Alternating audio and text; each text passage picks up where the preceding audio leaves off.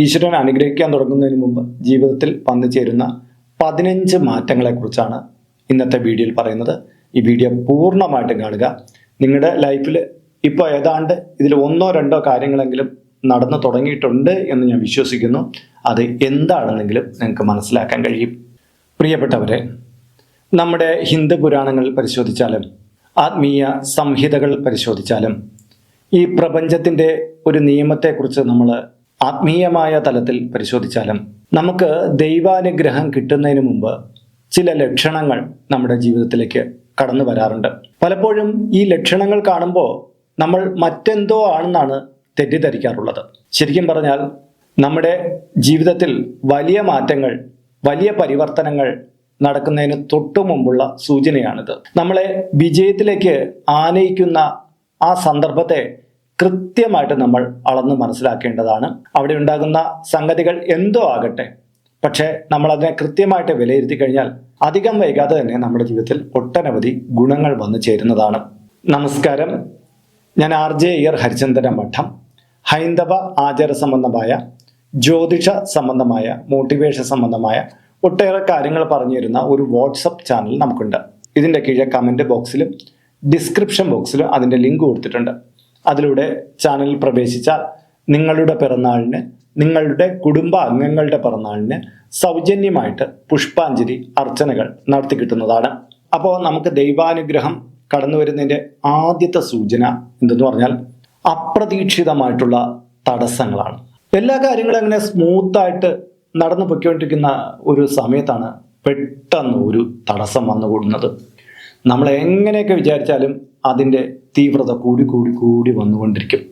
നമുക്ക് വളരെ നിരാശയും സങ്കടവും എല്ലാം വന്നുകൂടും. ഈ സമയത്ത് നമ്മൾ വല്ലാതെ പരീക്ഷീണരാകും. ദൈവവിശ്വാസത്തെ നിങ്ങൾ ഈ സമയത്ത് മുറുകെ പിടിക്കണമെന്നാണ് പറയുന്നത്. ഈ സമയത്ത് ദൈവവിശ്വാസത്തിൽ നിന്നെല്ലാം നിങ്ങൾ ഒഴിഞ്ഞു നിൽക്കാനുള്ള സാഹചര്യം വരും. കാര്യം നിങ്ങൾ ചില പൂജകൾ ചെയ്യുന്നു, ചില പുഷ്പാഞ്ജലികൾ നടത്തുന്നു, ഒരു ഗുണവും ആദ്യ കാലഘട്ടത്തിൽ കിട്ടില്ല. അതോടുകൂടി നമ്മൾ ഇതിൽ നിന്നെല്ലാം പിൻവലിഞ്ഞ് ചിലപ്പോൾ വേറെ ഏതെങ്കിലും വിശ്വാസത്തിലേക്ക് പോകാം, അല്ലെങ്കിൽ വേറെ എന്തെങ്കിലുമൊക്കെ കാര്യങ്ങൾ ചെയ്യാനൊക്കെ തുനിഞ്ഞേക്കും. ദയവ് ചെയ്ത് നിങ്ങൾ ഈ പരീക്ഷണ ഘട്ടത്തെ വിശ്വാസത്തോടു കൂടി തന്നെ നേരിടുക. ഇതൊരു ലക്ഷണമാണ്. ഏതൊരു വിജയം നേടിയ വ്യക്തിക്കും, ഈശ്വരാനുഗ്രഹം നേടിയ വ്യക്തിക്കും അതിന് തൊട്ട് മുമ്പ് ഒരു വലിയ പരീക്ഷണ ഘട്ടം ഉണ്ടായിരുന്നു. അപ്പോൾ നമുക്കറിയാം, പുരാണത്തില് ദേവന്മാരും അസുരന്മാരും ചേർന്നിട്ട് മന്ദരപർവ്വതത്തെ കടഞ്ഞ് അമൃതെടുക്കുമ്പോൾ അതിന് മുമ്പുണ്ടായ എന്തൊക്കെ ദുരവസ്ഥകൾ ഉണ്ടായിരുന്നു അല്ലെ. ശിവന് കാളകൂടം കഴിക്കേണ്ടി വന്നു, വിഷ്ണു ഭഗവാന് മോഹിനി രൂപം കൊണ്ട് വരേണ്ടി വന്നു. അങ്ങനെ എന്തൊക്കെ കാര്യങ്ങൾ അവിടെ സംഭവിച്ചു. എന്നിട്ട് അമൃത് എന്ന് പറയുന്ന ഒരിക്കലും ദേവന്മാർക്ക് മരണം ഇല്ലാതാക്കുന്ന അമൂല്യത അവർക്ക് അതിലൂടെ നേടിയെടുക്കാൻ പറ്റി. അതുപോലെ തന്നെ നമ്മുടെ ജീവിതത്തിലും ഒരുപാട് കഷ്ടതകൾ കടന്നു വരുമ്പോൾ നിങ്ങൾ മനസ്സിലാക്കേണ്ടത്, ഇവിടെ ഈശ്വരനെ മുറുകെ പിടിക്കുക. ഇവിടെ കൈവിട്ട് കഴിഞ്ഞാൽ നിങ്ങൾക്ക് ചിലപ്പം കീഴ്പോട്ടായിരിക്കും പോകുന്നത്. ഈശ്വരൻ അതിനൊരു പരീക്ഷണം നമുക്ക് നൽകുന്നുണ്ട്. ആ പരീക്ഷണത്തിൽ നമ്മൾ വിന്നറാണ്. നമ്മൾ 10ാം ക്ലാസ് ജയിച്ചു എന്ന് പറഞ്ഞാൽ അതിന് മുമ്പൊരു പരീക്ഷയുണ്ട്. ഏതൊരു കാര്യത്തിൽ അങ്ങനെ ഒരു മത്സര പരീക്ഷയുണ്ട്. അവിടെ ഇത്തിരി ടഫായിരിക്കും പലപ്പോഴും ചോദ്യങ്ങൾ. നന്നായിട്ട് പഠിച്ചിട്ടുള്ളവർക്ക് ഓക്കെയാണ്. നന്നായിട്ടുള്ള പഠനം എന്ന് പറയുന്നതാണ് ഈശ്വര വിശ്വാസം, ഈശ്വരനിൽ അടിയുറച്ച മനസ്സ്. ഇതൊക്കെ ഉള്ളവർ അത് പാസ്സാവും, അല്ലാത്തവർ സംശയിച്ച് പുറത്താവും. അതുകൊണ്ട് തന്നെ ഈശ്വരനിൽ മനസ്സർപ്പിച്ച് മുന്നോട്ട് പോവുക. രണ്ടാമത്തെ കാര്യം, ചില ബന്ധങ്ങളും ചില ആളുകളും നമ്മളിൽ നിന്ന് അകന്നു പോകും എന്നുള്ളതാണ്. അതായത് നമുക്ക് നല്ലൊരു കാലം തുടങ്ങുന്നതിന് മുമ്പ് ചിലപ്പോൾ നമ്മളെ കൂടെ നിന്ന ചിലർ നമ്മുടെ അടുത്ത് വഴക്കിട്ട് പിരിഞ്ഞു പോകും. നമ്മുടെ ജീവന്റെ ഒരു ഭാഗമായിരുന്നു എന്ന് കരുതിയ ചില വ്യക്തികളോ എന്തെങ്കിലും പറഞ്ഞ് നമ്മളിൽ നിന്ന് കടന്നു പോകും. ഇങ്ങനെയൊക്കെ വരുമ്പോൾ നമുക്ക് മാനസികമായിട്ട് വലിയ ആഘാതം ഉണ്ടായി വരും. പക്ഷെ നിങ്ങൾ അറിയുക, ഒരു വിജയത്തിന് തൊട്ടു മുമ്പ് ദൈവാനുഗ്രഹം കൊടുക്കുന്ന ഒരു സ്ഥാനമാണിത്. ഇങ്ങനെ ഒന്ന് ജീവിതത്തിൽ സംഭവിച്ചിട്ടുണ്ടെങ്കിൽ അധികം വൈകാതെ തന്നെ അവരെ തേടി വലിയൊരു അനുഗ്രഹം കടന്നു വരുന്നതായിട്ട് കണ്ടിട്ടുണ്ട്. ഈ ഒഴിഞ്ഞു പോയവരെല്ലാം തന്നെ നിങ്ങളുടെ ജീവിതത്തിൽ നിന്ന് മാറി നിൽക്കേണ്ടവരാണ്. അതുകൊണ്ടാണ് നിങ്ങൾക്ക് ഗുണമുണ്ടാകുകയെന്ന് പിന്നീട് കാലം നിങ്ങൾക്ക് തെളിയിച്ചു തരും. അതാണ് മനസ്സിലാക്കേണ്ടത്. മൂന്നാമത്തെ കാര്യം, ഏകാന്തത നമുക്ക് കൂടുതലായിട്ട് അനുഭവപ്പെടും. ഈ ഒരു കാലഘട്ടത്തിൽ എത്തുമ്പോൾ നമ്മുടെ മനസ്സ് വല്ലാതെ ചുരുങ്ങും. നമുക്ക് ഏതെങ്കിലും ഒന്നിലേക്ക് ഒതുങ്ങണം എന്ന് തോന്നും. നമ്മൾ കൂട്ടുകാരിൽ നിന്ന് അകലും, ചില ബന്ധങ്ങളിൽ നിന്ന് അകലും. നമുക്ക് ഒറ്റയ്ക്കിരിക്കാനും കൂടുതൽ ധ്യാനിക്കാനും ഒക്കെ തോന്നലുണ്ടായി തുടങ്ങും. ആത്മീയമായ ഒരു ഉണർവ് നമുക്ക് കൂടുതലായിട്ട് വന്നുകൊണ്ടിരിക്കും. ഇത് നമുക്ക് നല്ല ഗുണങ്ങൾ സമ്മാനിക്കാനുള്ള കാലത്തിൻ്റെ ഒരു കടന്നുവരവായിട്ട് നമ്മൾ കരുതണം. കാര്യം ഈശ്വരാനുഗ്രഹം നേടുന്ന പലരിലും അതിന് തൊട്ട് മുമ്പ് ഒരു ഏകാന്തത അവരുടെ ജീവിതത്തിൽ ഉണ്ടായിട്ടുള്ളതായിട്ട് തെളിഞ്ഞിട്ടുണ്ട്. നാലാമത്തെ കാര്യം, ചെറിയ കാര്യങ്ങൾ പോലും നമ്മുടെ മനസ്സിനെ സ്പർശിക്കും എന്നുള്ളതാണ്. അതായത് അത്രയും കാലം തിരക്കിട്ട് നമ്മൾ ഓടിപ്പാഞ്ഞു നടന്നിരുന്നു, കിട്ടുന്നതിലൊന്നും തൃപ്തി വന്നിരുന്നില്ല. അങ്ങനെയൊക്കെയുള്ള ഒരുപാട് അവസ്ഥയിലൂടെ പോയിക്കൊണ്ടിരുന്ന നമുക്ക് ക്ഷേത്രത്തിലെ ഒരു മണിനാദം, അവിടെ നിന്ന് കേൾക്കുന്ന ഒരു പാട്ട്, അവിടെ നിന്ന് കേൾക്കുന്ന ഒരു മന്ത്രോച്ചാരണം, ഇതെല്ലാം വലിയ കാര്യമായിട്ട് തോന്നും. എത്രയോ തിരക്കുകൾക്കിടയിൽ ഓടിക്കൊണ്ടിരുന്ന നമുക്ക് ക്ഷേത്രനടയിൽ ചെന്ന് പ്രാർത്ഥിച്ചുകൊണ്ടിരിക്കുമ്പോൾ എന്തെന്നില്ലാത്തൊരു ഭക്തി അനുഭവിക്കാനുള്ള ഒരു അവസ്ഥ ഉണ്ടായി വരും. ഉള്ളിൽ ഒരു സമാധാനം അവിടെയൊക്കെ നിൽക്കുമ്പോൾ ഇങ്ങനെ തിരയടിച്ച് വരുന്നതായിട്ട് കാണാം. ഇങ്ങനെ ഒരു അവസ്ഥ നിങ്ങൾക്ക് വരുന്നത് നിങ്ങളുടെ ഈശ്വരാധീനം നിങ്ങൾ വർദ്ധിച്ചു വരുന്നതിൻ്റെ ഒരു സൂചനയാണ്. നിങ്ങൾക്ക് പുതിയൊരു നല്ല കാലം പിറക്കാൻ പോകുന്നതിൻ്റെ സൂചനയാണ്.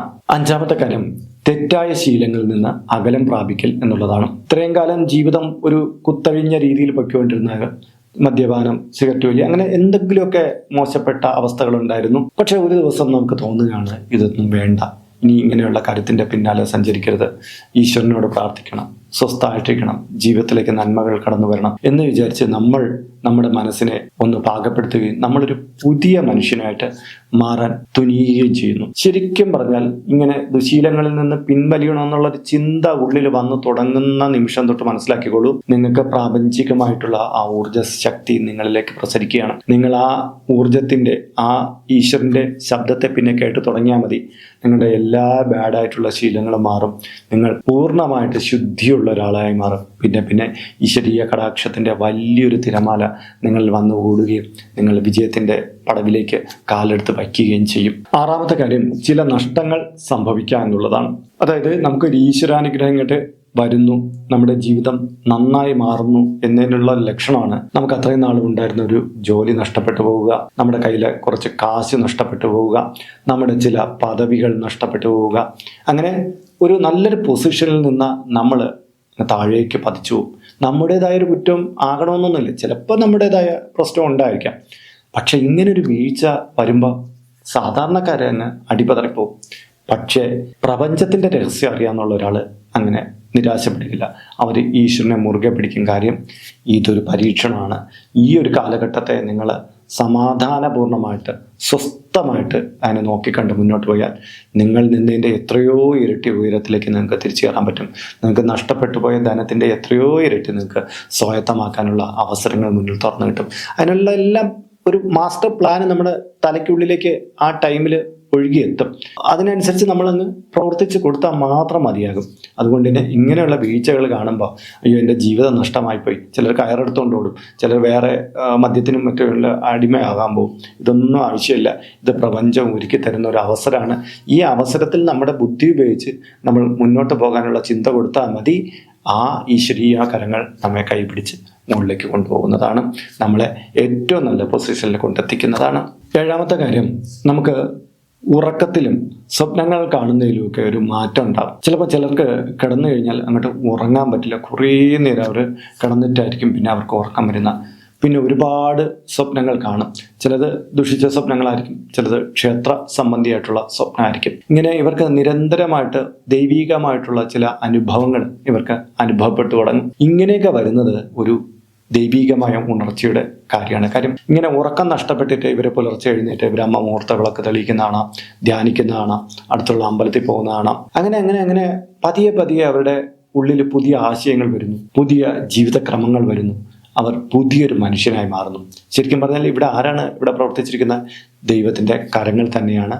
ഇവർ പുതിയൊരു വ്യക്തിയായിട്ട് മാറ്റണം. അതുകൊണ്ട് തന്നെ അവൻ്റെ ഉള്ളിലെ കുറേയധികം നെഗറ്റീവുകളെ തുരത്തണം. അതിനു വേണ്ടിയിട്ടാണ് ഈ ഉറങ്ങാതെ കിടക്കുമ്പോൾ ഇവൻ കുറേ കാര്യങ്ങളെക്കുറിച്ച് ചിന്തിക്കും. ചില സ്വപ്നങ്ങൾ കാണുമ്പോൾ ചില വഴിത്താരകൾ അവർ തുറന്നു കിട്ടും. ഇതൊക്കെയാണ് ഈ പ്രകൃതി നൽകുന്ന സൂചനകൾ. ഇത് വ്യക്തമായിട്ട് മനസ്സിലാക്കിയാൽ മതി. ഇനി ഉറക്കം നഷ്ടപ്പെട്ടവർ രാവിലെ നമ്മൾ ദൈവത്തെ മാത്രം മനസ്സിൽ കരുതിയാൽ മതി. കാരണം അദ്ദേഹം ഒരു പുതിയ പ്ലാൻ തയ്യാറാക്കിയിരിക്കുന്നു. ആ പ്ലാനിനനുസരിച്ച് നടന്നു തുടങ്ങുക മാത്രമേ വേണ്ടൂ. എട്ടാമത്തെ കാര്യം, പഴയ പാപങ്ങളോട് നമുക്ക് കുറ്റബോധം തോന്നും എന്നുള്ളതാണ്. നമ്മുടെ ജീവിതത്തിൽ നമ്മൾ അറിഞ്ഞോ അറിയാതെയോ ചില പാപങ്ങളൊക്കെ ചെയ്തു എന്ന് വന്നിരിക്കും. പക്ഷേ നമുക്ക് ഈശ്വരാനുഗ്രഹം വരുന്നതിന് തൊട്ട് മുമ്പ് നമുക്ക് നമ്മുടെ ജീവിതത്തിലെ ഈ പാപങ്ങളെല്ലാം തിരുത്തണമെന്നുള്ളൊരു ആഗ്രഹം വരും. നമ്മൾ മുമ്പ് വേദനിപ്പിച്ച ചിലയിടത്ത് മാപ്പ് പറയണമെന്ന് തോന്നും, അല്ലെങ്കിൽ ചില തെറ്റുകൾക്ക് പ്രായശ്ചിത്തം ചെയ്യണമെന്നൊക്കെ തോന്നും. ഇതെല്ലാം ഈശ്വരാനുഗ്രഹം വരുന്നതിൻ്റെ പ്രധാന സൂചനയാണ്. 9ാമത്തെ കാര്യം, പെട്ടെന്ന് ചില ആൾക്കാരെ, നല്ല വ്യക്തികളെ കണ്ടുമുട്ടു എന്നുള്ളതാണ്. അതെ, നമ്മൾ ഇങ്ങനെ ജീവിതത്തിൽ എങ്ങോട്ട് പോകണം, ഏത് പോകണമെന്ന് അറിഞ്ഞുകൂടായിരിക്കുമ്പോൾ ചില വ്യക്തികൾ നമ്മുടെ ജീവിതത്തിലേക്ക് കടന്നു വരും. ശരിക്കും ദൈവമായിട്ട് വിടുന്ന വ്യക്തികളായിട്ടാണ് ഇത് കാണുന്നത്. ഇവരുടെ വാക്കുകളിൽ നിന്ന് നമുക്ക് സമാധാനം കിട്ടും. അവർ പറയുന്ന മാർഗങ്ങളിലൂടെ സഞ്ചരിക്കുമ്പോൾ നമുക്ക് പുതിയ മേഖലകൾ തുറന്നു കിട്ടും. അത് നമ്മുടെ ജീവിതത്തിന്റെ പുതിയൊരു അധ്യായമായി മാറുകയും ചെയ്യും. അതായത് ദൈവം തന്നെ ഒരു വ്യക്തിയിലൂടെ അവതരിക്കുന്ന ലക്ഷണങ്ങൾ ഉണ്ടായി വരും. ഇതിൻ്റെ ഇടയിലും ചിലപ്പം ചില തടസ്സങ്ങൾ ഉണ്ടായി വരും. അതൊന്നും കണക്കൂട്ടേണ്ടതില്ല. കാര്യം പുതിയ കാര്യങ്ങൾ സൃഷ്ടിക്കുന്നതിന് ദൈവം ചില മാർഗങ്ങൾ നമുക്ക് തരും. അതിൽ നമ്മൾ തിരഞ്ഞെടുക്കുമ്പോൾ ചെറിയ തടസ്സങ്ങൾ അതിൻ്റെ ആദ്യ സ്റ്റെപ്പുകളിലുണ്ടായി വരും. അതെല്ലാം ഇതിൻ്റെ ഭാഗം തന്നെയായിട്ട് കരുതുക. 10ാമത്തെ കാര്യം, ആത്മീയ കാര്യങ്ങളിലും പ്രാർത്ഥനയിലും കൂടുതൽ താല്പര്യം വരുമെന്നാണ്. ഇത്രയും കാലം പ്രാർത്ഥിച്ചുകൊണ്ടിരിക്കുമ്പോൾ നമുക്ക് അധികം ശ്രദ്ധ വരുന്നില്ല. എന്തിനോ വേണ്ടി ഏതിനോ വേണ്ടിയിട്ടൊക്കെ പ്രാർത്ഥിച്ചുകൊണ്ടിരുന്നു. പക്ഷേ ഇപ്പോൾ അടുത്ത കാലത്തായിട്ട് നമുക്ക് കൂടുതൽ കീർത്തനങ്ങൾ വായിക്കാൻ തോന്നുന്നു, രാവിലെ എഴുന്നേറ്റ് പ്രാർത്ഥിക്കാൻ തോന്നുന്നു, മെഡിറ്റേഷൻ ചെയ്യാൻ തോന്നുന്നു, ക്ഷേത്രങ്ങളിലേക്ക് കടന്നു ചെല്ലാൻ തോന്നുന്നു, വിഗ്രഹങ്ങൾ കാണുമ്പോൾ നമുക്ക് കൂടുതൽ കൈകൂപ്പി നിൽക്കാൻ തോന്നുന്നു, ഉള്ളിൻ്റെ ഉള്ളിലൊരു പ്രകാശം ലഭിക്കുന്നു. ഇതെല്ലാം തന്നെ ദൈവികമായ കടാക്ഷം നമുക്ക് വർദ്ധിച്ചു വരുന്നതിൻ്റെ സൂചനയാണ്. അടുത്ത് തന്നെ നമുക്ക് മികച്ചതായിട്ടുള്ള കുറേ കാര്യങ്ങൾ നമ്മുടെ ജീവിതത്തിലേക്ക് സംഭവിക്കും എന്നുള്ളതിൻ്റെ സൂചനയാണിത്. 11ാമത്തെ കാര്യം, നമ്മളുടെ മനസ്സ് ലൗകികപരമായിട്ടുള്ള കാര്യങ്ങളിൽ നിന്ന് കുറച്ച് മാറി നിൽക്കും. അതായത് പണം, പ്രശസ്തി, പദവി, ഇതിൻ്റെ പിന്നാലെ നമ്മളിങ്ങനെ പാഞ്ഞുകൊണ്ടിരിക്കും. പല ലക്ഷ്യങ്ങൾ, പല കാര്യങ്ങൾ എന്നൊക്കെ പറഞ്ഞ് ഇങ്ങനെ പാഞ്ഞുകൊണ്ടിരിക്കുമ്പോൾ ഒരു സമാധാനവും കിട്ടാത്തൊരു അവസ്ഥയായിരിക്കും. എവിടെ തിരിഞ്ഞാലും മത്സരം, ടാർഗറ്റുകൾ, അങ്ങനെ ഒരുപാട് കാര്യങ്ങൾക്കിടയിൽ നമ്മളിങ്ങനെ കുഴങ്ങിക്കൊണ്ടിരിക്കുമ്പോൾ പെട്ടെന്ന് നമുക്ക് ഉള്ളിലേക്കൊരു സമാധാനം വേണം, കുറച്ച് സന്തോഷം വേണം, നമ്മുടെ തിരക്കുകളെ നമുക്ക് കുറയ്ക്കണം എന്നുള്ള എല്ലാം തോന്നലുകൾ വരികയാണ്. പതിയെ പതിയെ നമ്മുടെ ഉള്ളിലേക്കൊരു സമാധാനത്തിന്റെ കണിക വരുന്നു. നമ്മൾ ഈ തിരക്ക് പിടിച്ച ഓട്ടത്തിൽ നിന്നൊക്കെ ഒന്ന് വിമുഖമാകുന്നു. നമ്മുടേതായ സമയത്തെ കണ്ടെത്തി ഒറ്റയ്ക്കിരിക്കാനും ധ്യാനിക്കാനും ക്ഷേത്ര ദർശനം, പ്രിയപ്പെട്ടവരോടുള്ള സഞ്ചാരം, ഇതിനെല്ലാം സമയം കണ്ടെത്തുന്നു. ശരിക്കും പറഞ്ഞാൽ ഇതെല്ലാം ദൈവീകമായിട്ടുള്ള ഒരു കാരുണ്യം നമ്മളിൽ പ്രവഹിക്കുന്നതാണ്. നമ്മൾ വിജയിക്കുന്നതിന് തൊട്ട് മുമ്പുള്ള ഒരു ലക്ഷണമാണിത്.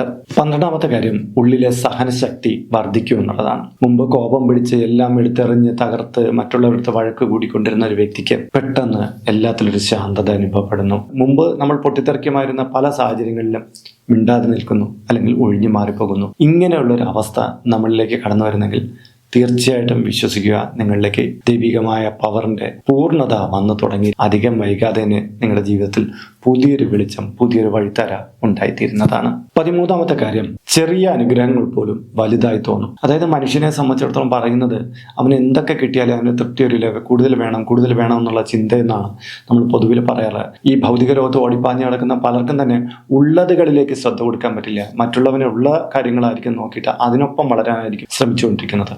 പക്ഷേ ഒരു ഘട്ടം എത്തുമ്പോൾ ചിലർക്ക് ഇതെല്ലാം സ്റ്റോപ്പ് ചെയ്തിട്ട് തങ്ങളുടെ കൈവശം ഉള്ളതുകളിലേക്ക് നോക്കാനുള്ള ഒരു ബോധം വരും. ചെറിയ ചെറിയ കാര്യങ്ങളിൽ അവർക്ക് സന്തോഷം വരും. ഉള്ള വസ്തുക്കളിൽ അവർ ആഹ്ലാദിക്കും. ഇങ്ങനെ നിറഞ്ഞ ഒരു മനസ്സിനെ ഉടമയായിട്ട് അവർ മാറാൻ തുടങ്ങും. ഇത് ഒരു വലിയ മാറ്റമാണ്. ഈശ്വരാനുഗ്രഹം ഉള്ളവർക്ക് മാത്രം കഴിയുന്നൊരു കാര്യമാണ്. ദൈവം നമ്മുടെ മുന്നിലേക്ക് അനുഗ്രഹങ്ങൾ ചൊരിയുന്നതിൻ്റെ തൊട്ട് മുമ്പിലെത്തിയ ലക്ഷണമാണിത്. 14ാമത്തെ കാര്യം, ഉള്ളിൽ നിറഞ്ഞ പ്രതീക്ഷ ഉണ്ടാവും എന്നുള്ളതാണ്. പല കാര്യത്തിന്റെ പിന്നാലെ പോയിട്ട് പരാജയങ്ങൾ ഏറ്റുവാങ്ങി ഒരുപാട് നഷ്ടങ്ങളുണ്ടായി ദുഃഖത്തോടെ മുഖം കുനിച്ചിരുന്നു. ഇങ്ങനെ ഇരിക്കുന്ന ഒരു മനുഷ്യന് പെട്ടെന്ന് എന്തോ ഒരു പ്രതീക്ഷ വരികയാണ് ഒരു കാര്യത്തിൽ. താൻ ചെയ്യുന്ന കാര്യങ്ങളിൽ ഇനി നേട്ടമുണ്ടാകും എന്ന് ഉള്ളിൻ്റെ ഉള്ളിൽ നിന്ന് ആരൊക്കെയോ പറഞ്ഞു തുടങ്ങുന്നു. അതിനു വേണ്ടിയിട്ടുള്ള കർമ്മപാതയിലേക്ക് അയാൾ കടക്കുന്നു. ആത്മാർത്ഥതയോടുകൂടി പ്രവർത്തിച്ചു തുടങ്ങുന്നു. ഇതെല്ലാം തന്നെ ഈശ്വരീയ പുണ്യം നിങ്ങൾക്ക് തരുന്ന പുതിയ മാർഗങ്ങളാണ്. കാരണം ഇങ്ങനെ വിലമതിക്കാനാകാത്ത ചില പ്രതീക്ഷകൾ ഈശ്വരൻ നമുക്ക് നൽകും. അതിനുവേണ്ടി പ്രവർത്തിക്കാനുള്ള കരുത്തും നമുക്ക് തരുന്നതാണ് ഭഗവാൻ. അതിൻ്റെ ലക്ഷണങ്ങൾ ആദ്യം ചില തകർച്ചകളാണ്, അതിനുശേഷമായിരിക്കും ഈ പുരോഗതി. 15ാമത്തെ കാര്യം, കുറ്റപ്പെടുത്താനുള്ള കഴിവ് കുറയൂ എന്നുള്ളതാണ്. നമ്മുടെ ഈ ഭൗതിക ലോകത്ത് ജീവിച്ചിരിക്കുന്ന പലരും അന്യരുടെ കാര്യങ്ങളിലായിരിക്കും കൂടുതൽ ശ്രദ്ധ കൊടുക്കുന്നത്. അവന് ആ കുറവുണ്ട്, അവൻ ചെയ്തത് ശരിയായില്ല, ഈ ഭരണകൂടം ശരിയില്ല, പ്രകൃതി ശരിയില്ല എന്നുള്ള രീതിയിൽ ചിന്തിച്ചുകൊണ്ടായിരിക്കും പലരും എല്ലാത്തിനും എതിർക്കുന്ന ഒരു മനോഭാവത്തോടു കൂടി പോയിക്കൊണ്ടിരിക്കും. പക്ഷേ ദൈവാനുഗ്രഹം എത്തുന്ന വ്യക്തികൾക്ക് ഇതിന് തൊട്ട് മുമ്പ് തന്നെ ഇവരുടെ ഇത്തരം കുറ്റപ്പെടുത്തലുകൾ അങ്ങ് മതിയാക്കും. കാര്യം ഈ പ്രപഞ്ചത്തിന്റെ ഒരു രീതി ഇങ്ങനെ തന്നെയാണ്. ചില കാര്യങ്ങൾ നേരെ പോകും, ചില കാര്യങ്ങൾ തെറ്റായിട്ട് പോകും. നമ്മൾ ആരെങ്കിലും കുറ്റപ്പെടുത്തി നടന്നിട്ട് കാര്യമില്ല. നമുക്ക് ശരിയായിട്ടുള്ള കാര്യങ്ങൾ ചെയ്യുക, നമുക്ക് കൊടുക്കാവുന്ന കോൺട്രിബ്യൂഷൻസ് കറക്റ്റ് ആക്കുക എന്നുള്ള തലത്തിലേക്ക് വരും. ഇത്രയും നാൾ നമ്മൾ കുറ്റപ്പെടുത്തിയിരുന്ന കാര്യങ്ങളിലേക്ക് നമ്മൾ കൂടുതൽ ശ്രദ്ധ കൊടുക്കില്ല. മാത്രമല്ല, മറ്റുള്ളവർ ഒരാളെ കുറിച്ച് കുറ്റപ്പെടുത്താൻ വന്നു കഴിഞ്ഞാൽ നമ്മൾ അതിന് വലിയ വില കൊടുക്കില്ല. കാര്യം നമുക്ക് അത്തരം കാര്യങ്ങളോടുള്ള താല്പര്യം പൂർണ്ണമായിട്ട് നശിച്ചു പോകും. ഇതും ഈശ്വരാനുഗ്രഹം നമ്മുടെ പടിവാതിൽക്കൽ എത്തി നിൽക്കുന്നതിൻ്റെ പരമപ്രധാനമായ സൂചനയാണ്. പ്രിയപ്പെട്ടവരെ, വളരെ വിലപ്പെട്ട 15 കാര്യങ്ങളാണ് ഞാൻ നിങ്ങൾക്ക് പറഞ്ഞു തന്നിട്ടുള്ളത്. ഇതിൽ 1, 2, 3 കാര്യങ്ങളൊക്കെ നിങ്ങളുടെ ജീവിതത്തിലേക്ക് കടന്നു വന്നിട്ടുണ്ടെങ്കിൽ നിസ്സംശയം പറയാം, നിങ്ങൾ ഈശ്വരീയ വിലാസത്തിന്റെ തൊട്ടരികിലാണ് നിൽക്കുന്നത്. ഇതിലൊന്നും നിങ്ങൾക്ക് വന്നിട്ടില്ലെങ്കിലും നിങ്ങൾ ദൈവത്തെ മനസ്സിൽ കണ്ട് പ്രാർത്ഥിച്ചാൽ മതി. അപ്പോൾ ഇന്നത്തെ വീഡിയോ വളരെ പ്രധാനപ്പെട്ട ഒന്നാണ്. നിങ്ങളുടെ പ്രിയപ്പെട്ട ഒരാൾക്ക് ഇത് അയച്ചു കൊടുക്കണം. കാര്യം ഒട്ടേറെ ദുഃഖങ്ങളിൽ കുടുങ്ങിയിട്ട് എന്നെ സഹായിക്കാൻ ഈശ്വരൻ പോലും ഇല്ലല്ലോ എന്ന് ചിന്തിച്ചിരിക്കുന്ന പലരുമുണ്ട്. പക്ഷേ ഈ വീഡിയോ അവർക്കൊരു നിലാവെളിച്ചമായി മാറും. അവരുടെ ഊർജ്ജധാരയിലേക്ക് ഇത് പെയ്തിറങ്ങും. അപ്പോൾ ഇന്നത്തെ വീഡിയോ ഇവിടെ പൂർണ്ണമാവുകയാണ്. ഇതുമായിട്ട് ബന്ധപ്പെട്ട നിങ്ങളുടെ അഭിപ്രായങ്ങൾ ഇതിൻ്റെ കീഴെ കമൻറ്റ് ബോക്സിൽ രേഖപ്പെടുത്താൻ മറക്കരുത്. ഇതിൻ്റെ കമൻറ്റ് ബോക്സിൽ നിങ്ങളുടെ പേര്, നിങ്ങളുടെ വയസ്സ്, നിങ്ങളുടെ നക്ഷത്രം ഇവ രേഖപ്പെടുത്തിയാൽ ഇവിടെ നടക്കുന്ന പൂജാ പ്രാർത്ഥനകളിൽ കൂടി നിങ്ങളെ ഉൾക്കൊള്ളിക്കാൻ പറ്റുന്നതാണ്. 1 മാസത്തേക്കായിരിക്കും ഇപ്രകാരം ചെയ്യുന്നത്. കൂടുതലായിട്ട് വേണമെന്നുള്ളവർ ഇനി തൊട്ട് ഇതിൽ അപ്ലോഡ് ചെയ്യുന്ന എല്ലാ വീഡിയോയുടെ കീഴെയും നിങ്ങളുടെ ഡീറ്റെയിൽസ് ഇങ്ങനെ കൊടുത്താൽ മതിയാകും. അതിനായിട്ട് ഇതുവരെയും നിങ്ങൾ ഈ ചാനൽ സബ്സ്ക്രൈബ് ചെയ്തിട്ടില്ലെങ്കിൽ അത് ചെയ്യുക.